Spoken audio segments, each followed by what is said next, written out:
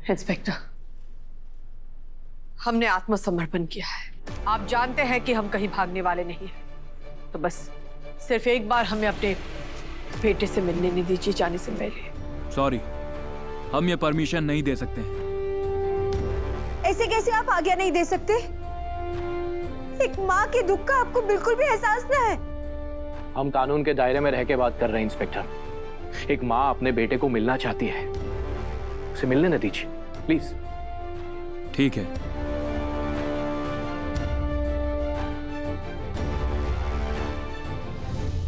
ये बच कैसे सकता है?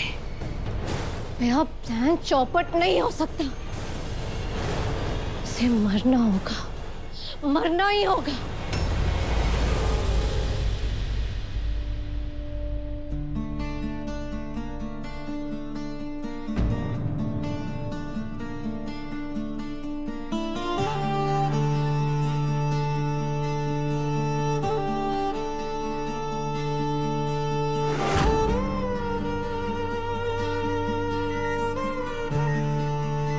क्या हुआ चंदा, रुक क्यों गई? देव तुम्हें बुला रहा है, चलो आ जाओ। हम नहीं जा सकते सर। देव हमारी ये हालत बर्दाश्त नहीं कर पाएगा।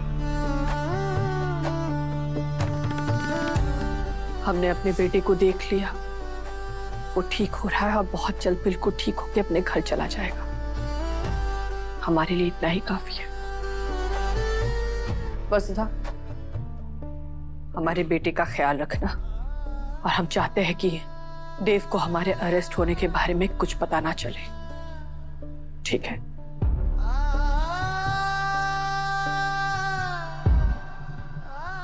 हुकुम, देव सर आप नहीं ढूंढेंगे, आप नहीं पुकारेंगे।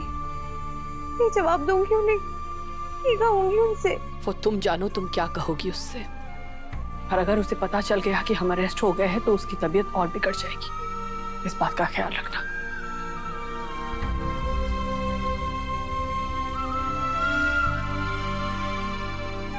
मैं ये सब कैसे संभालूंगी देवी हुकुम? इतनी ताकत ना है मुझ में। देवांश जी अपनी मासा को बुला रहे हैं। अजय सुनो, मैं जाकर आता हूं। अब देव सर से कौन सा झूठ बोलूंगी मैं?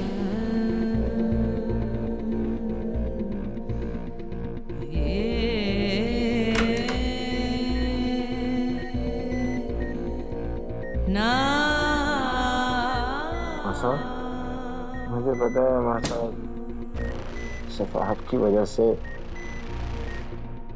मौत से निकल वापस आया।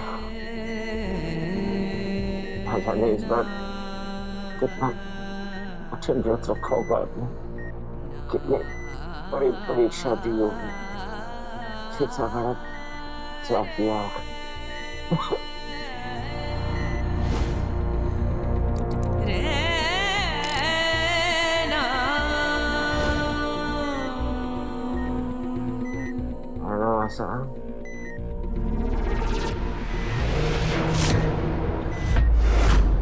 आप इन कागज पर दस्तखत कीजिए और इस किस्से ने अभी के अभी यहीं खत्म कीजिए। तलाक मुबारक हो वसुधा सोलंकी। तो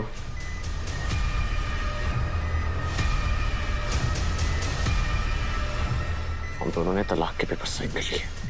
तलाक होने तक तुम्हें यहाँ रहने की कोई जरूरत नहीं है। प्लीज यहाँ से जाओ और मासा को भेज दो।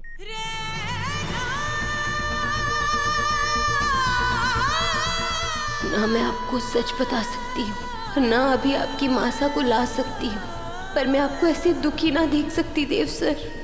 देवी हुकुम ने हमारे को जो जिम्मेदारी दी है उसे पूरी करने के लिए पहले हमारे को अपने धनी की नाराजगी दूर करनी होगी।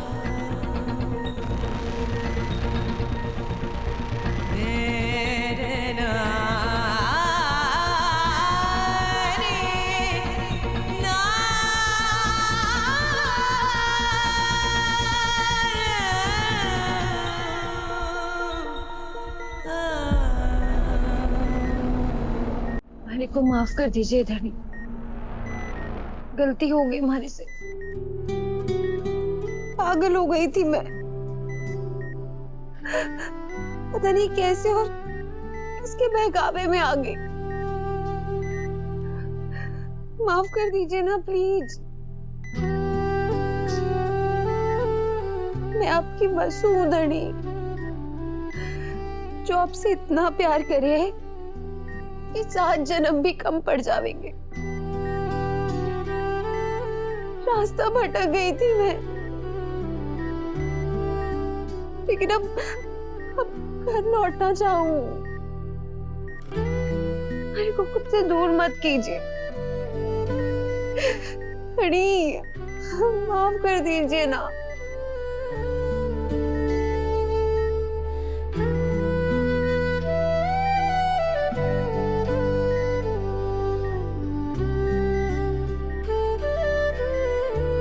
मसू,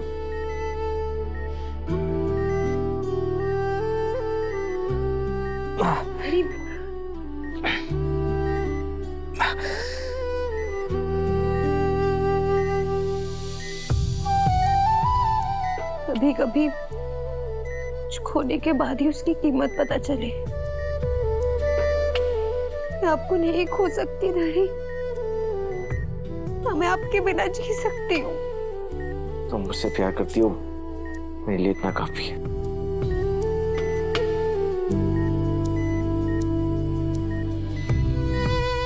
धनी,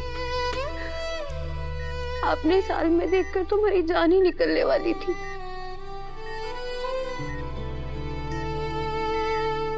पर आपको गोली लगी कैसे?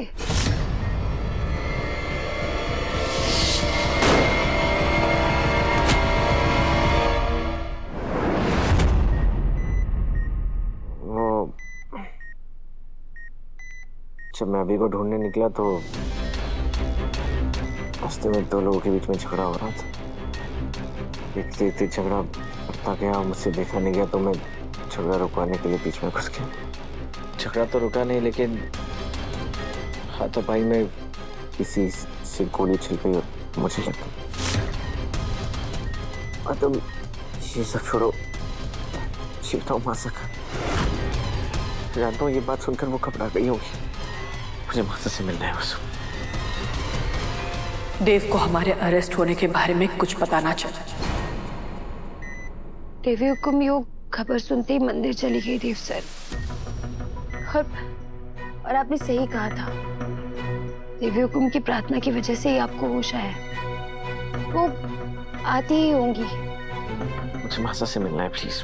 धनी, मैं सच कैसे बताऊं कि देव सर ने वो सुन ना पावेंगे। पेशेंट के लिए खाना है। मैं खाना नहीं खाऊंगा, मुझे घर का खाना खाना है प्लीज। हाँ, आप प्लीज ले जाइए, जाइए। धनी धनी धनी, आप चिंता मत कीजिए, मैं अभी अपने हाथों से बना खाना आपके लिए लेकर आती हूँ। और आप ना ज्यादा सोचिए मत, आराम कीजिए, मैं भी खाना लेकर आती हूँ।